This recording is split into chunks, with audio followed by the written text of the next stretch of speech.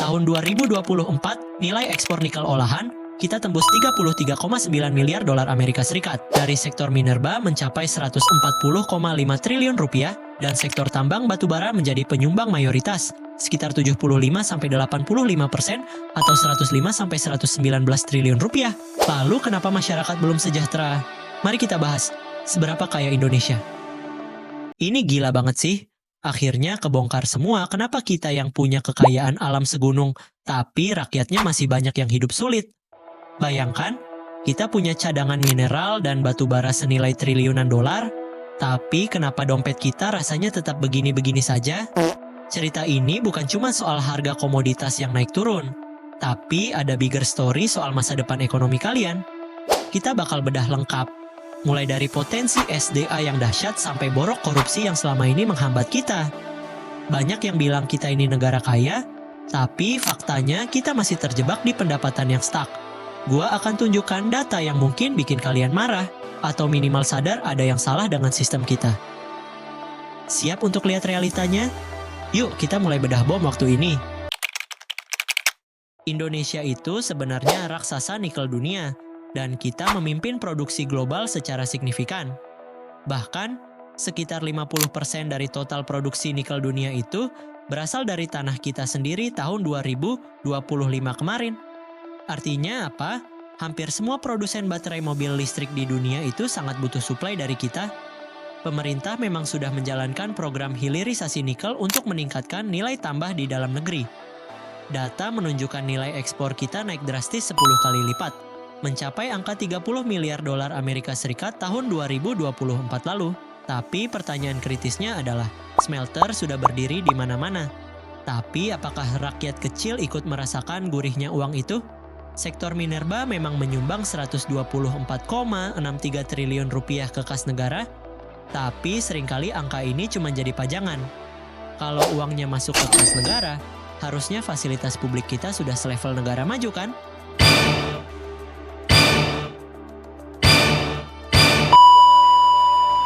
Sayangnya, kekayaan alam yang harusnya jadi berkah ini malah sering hilang dicuri oleh oknum. Korupsi sudah jadi pencuri terbesar dan polanya seringkali berulang di sektor sumber daya alam. Coba lihat, laporan ICW 2024. Kerugian negara mencapai 279,9 triliun rupiah hanya dalam 1 tahun saja. Dan yang bikin geleng-geleng kepala, 97% dari kerugian itu berasal dari satu kasus gila, yaitu korupsi timah, PT Timah. Bayangkan uang sebanyak itu lenyap begitu saja, padahal bisa buat bangun ribuan sekolah berkualitas. Ini yang para ahli sebut sebagai kutukan sumber daya alam, di mana negara kaya tambang justru korupsinya tinggi. Kita terlalu bergantung pada barang mentah dan lupa membenahi tata kelola yang bersih dari mafia. Indeks persepsi korupsi kita pun jeblok ke peringkat 109, cermin bahwa sistem kita masih sangat rapuh. Uang yang harusnya mengalir ke rumah sakit malah menguap ke kantong-kantong individu tertentu. Sedih banget kan? Kita terjebak di lingkaran setan antara banjir komoditas dan longsornya integritas. Sekarang coba kita bandingkan dengan negara tetangga yang mungkin kalian sering kunjungi, yaitu Singapura. Singapura itu miskin SDA, bahkan air saja harus impor.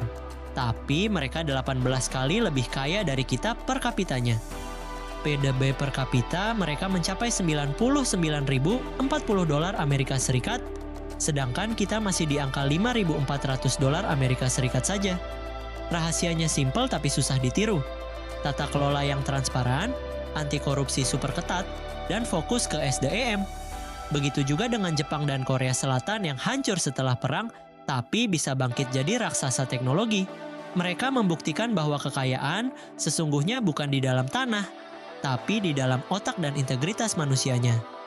Di Korea, pendidikan berkualitas dan pemerintahan yang bersih mengubah mereka dari negara miskin jadi pemimpin inovasi. Sedangkan kita masih asyik gali tanah, tapi lupa mencerdaskan bangsa dan memberantas para koruptor. Pilihannya cuma dua. Kita terus mengandalkan alam yang akan habis, atau mulai investasi besar-besaran di SDM. Coba kalian cerna angka ini.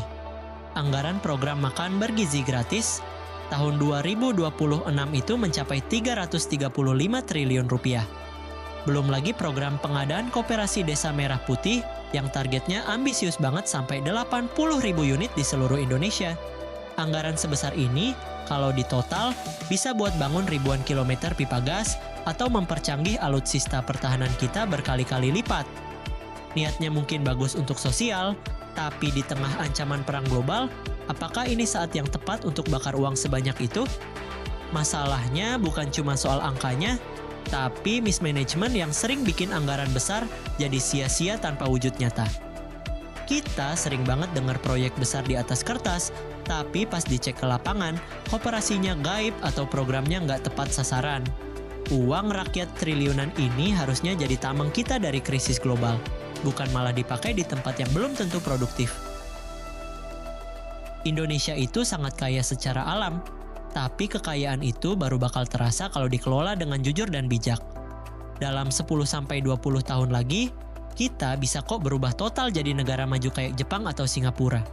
Syaratnya cuma satu, kemauan politik yang kuat untuk berantas korupsi dan partisipasi kalian untuk terus mengawasi anggaran. Kita harus mulai memprioritaskan keamanan nasional dan kedaulatan energi sebelum terlambat karena situasi global. Potensi kita sudah sangat besar, tinggal bagaimana kita menjaga agar uang 335 triliun rupiah itu nggak menguap sia-sia. Ini saatnya kita berubah. Mulai dari cara kita melihat prioritas anggaran negara kita sendiri. Terima kasih sudah nonton sampai akhir. Share video ini kalau kalian peduli sama masa depan ekonomi Indonesia. Gua mau tanya, menurut kalian apa langkah pertama yang paling darurat buat selamatkan anggaran kita? Tulis di komentar. Indonesia pasti bisa. Sampai ketemu di video berikutnya. Bye-bye.